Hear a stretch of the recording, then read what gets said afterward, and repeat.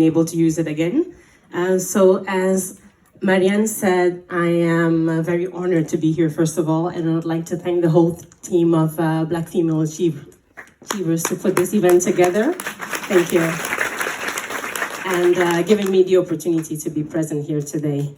So as she said, my name is Rosemary, and I was born in Germany, raised in Belgium, so I am what you can call a real Afropean. If that term sounds familiar to you. I'm sure there are many Afropeans here as well. So my friends just call me Rose. So from today on, we're all friends. So please go ahead and call me Rose as well. So as I said, I am an Afropean and I'm a foodie. I'm a lover of food and I just enjoy spending time with people around food most of the time. So I'm a mother and a wife, a mother of two beautiful but handful kids. And I love to travel. No wonder I work for Booking.com as well. So now that you know a little bit more about me, here as I said, I'm a wife and a mother, and obviously I'm a feminist, and I like to also call myself an Afro-feminist. Okay, you love that, that's nice. Yes, so as Marianne mentioned earlier on, I created an organization called Shetribe. And Shetribe was basically an organization that I created out of necessity. So for myself, growing up as a Black girl, many times being the only Black girl in the room, in school or at work, and even at the office I work, I'm the only Black girl.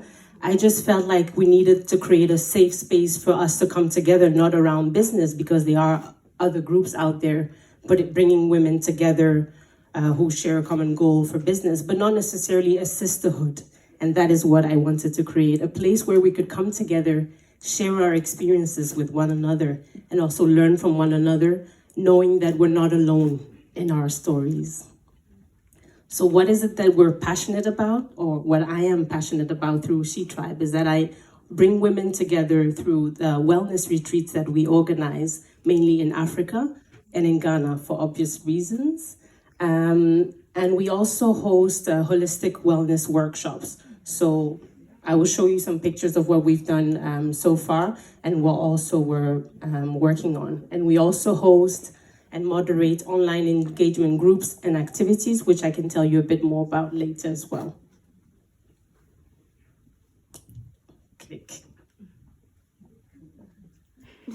And I went too fast. I was already warned not to go too fast because otherwise it might freeze. So here are some of the pictures of some of the activities we've had so far. So this was one of the holistic wellness retreats, mini retreat. This is me, as you can see. I used to have an afro. Now I've locked my hair 2 weeks ago, so I look a bit different. But basically, what is currently keeping us busy is that we have our upcoming retreats in February 2020 with the theme self-love. That's when I knew this was just meant to be, because the theme of today as well is self-love. And we're also currently running a 100 days, make your last 100 days count challenge. So what does that mean? It means that as a community, I've brought together women who are working on their goals towards the end of the year. And with different women of color experts, every week, one expert shares their expertise with us to help us reach our goals, so that instead of waiting till 2020 to have New Year's resolutions, we can now start working towards the year we want. Yes, indeed, you can achieve. And we have many other projects that you can find out on our website. But that's not the reason why I'm here today. The reason why I'm here today is to talk to you about self-love and self-care and how I see that. So how many of you have Instagram? If you could, voila, great. Many of you. And how many of you follow people or pages that talk about self-love or self-care? Majority of the group. And we just love these pages with the lovely quotes and the very nicely curated feeds. You know, with sometimes these facials that we see that everybody seems to be obsessed with. I really want to get one, so if you can hook me up, that would be awesome. Is that also about posing in yoga pants? Because we see that a lot on these pages as well.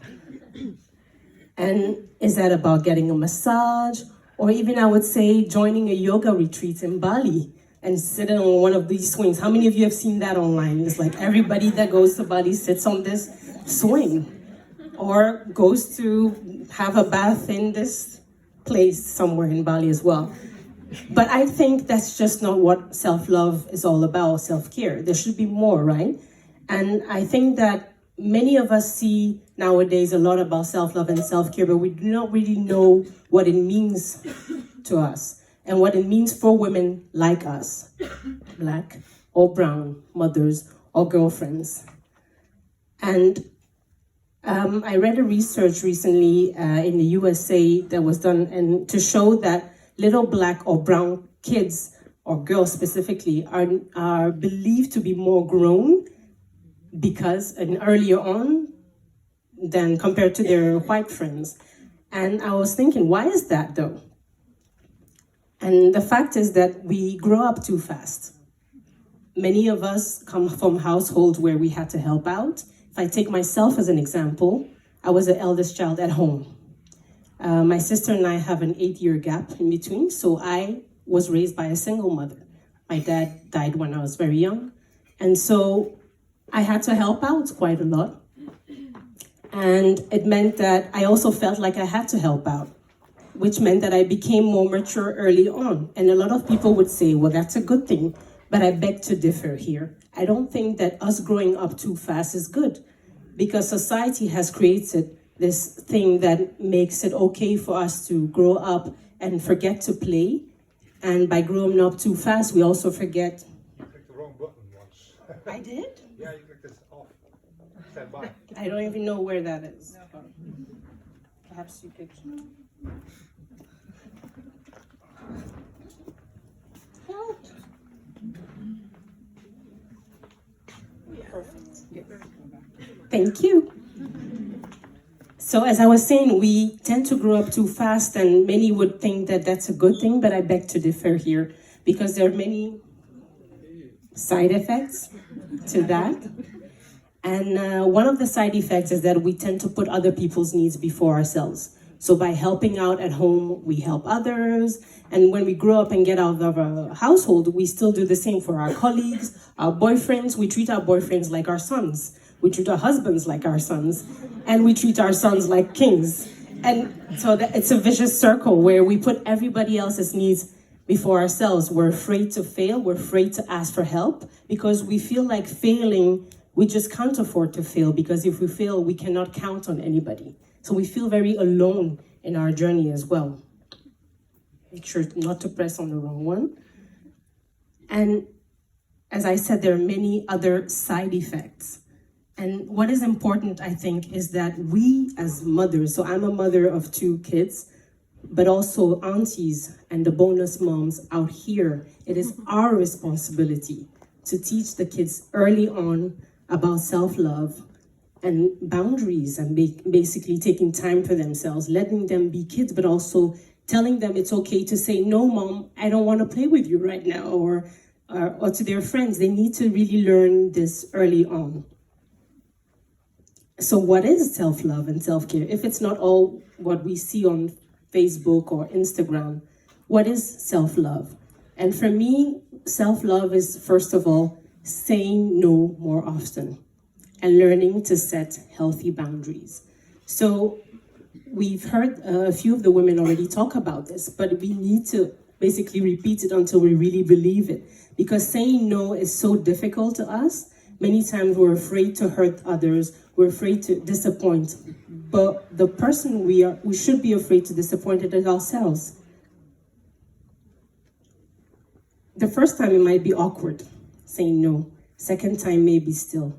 But I believe by the 3rd time or 4th time, people will learn how to behave around you. They would know that I shouldn't ask Rose to do this right now because it's inappropriate, or it's just asking her too much. But because we say yes so many times, people just push us to see where we can stop. Make sure that you put yourself first. And I found this, yes, I found this picture and I thought it was so funny because it says, sorry, I can't, I have plans with my dog. that person probably doesn't even have a dog, but the whole point is you need to start putting yourself first and spending time with yourself because you count as well. And as my auntie, Inyala Van Zandt, do you know Inyala? Yeah. That's my auntie.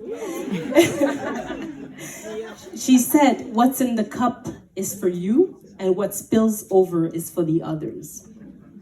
And I love that quote so much. The first time I heard it, I was like, preach, auntie. But then I realized she said, further on, when your cup is not full and you give to others, you turn them into thieves. And I was like, oh, wow. She said, you turn them into thieves, not they become thieves or they're stealing from you. You turn them. So you're an active participant in this. You are giving them basically the power to do this to you. And so what I will advise you to do is start doing things because you want it and not because you want to please others, but because it makes you happy. And I would give an example of myself. So a few of my colleagues are here apparently, but I'll still say this. So as you know, I work at booking.com in the Belgium office, and we had an event here not too long ago, a team event, and I went to dinner with my colleagues, and some of them wanted to go out and meet other colleagues from other offices. And I was really tired and I didn't really want to go, but I felt like, oh God, I don't want to be this party pooper, so I'll just join. And as soon as we got there, I said hello, and one of my colleagues that I don't know very well said, oh wow, I hope you're not going to bring that face and energy tomorrow. I was like, excuse me? I don't know this guy very well. And I felt very stupid, first of all, because I thought, why did I put myself in this situation where I get to get someone speak to me this way? I could be in my bed right now in the hotel, but no, I came here to not be a party pooper, and now I'm being talked to as if, And so that's the lesson that I learned, that when you bend over backwards and you go the extra mile to please others, sometimes they won't even realize it. And they may seem rude or disrespectful to you, but it's your fault. You need to control things, not them. So I see Marianne. See, makes me press the wrong button. I'm stressed now. Sorry. So remember this. I'm not going to leave you with a long list of things to do because we have many other experts who will come here and share. But if you can remember two things today, the first one would be start young and educate the kids about self-care and healthy boundaries. Because we were not told, and probably when you tell someone to do something they might not do, people do what they see. So teach them by doing it yourself. That's what I do with my kids. And don't say yes when you should actually be saying no. And my uncle, I also have a famous uncle, Paulo Coelho. He said, when you say yes to others, make sure you're not saying no to yourself. That's so beautiful. So I will leave you with these two mantras that we will all repeat together. Say this daily. This is my medicine to you. What's in my cup is for me, and what spills over is for others. Okay, let's repeat it like we believe it. What's in my cup is for me, and what spills over is for others. And the second one, when I say yes to others, am I saying no to myself? When I say yes to others, am I saying no to myself? Thank you. Thank you.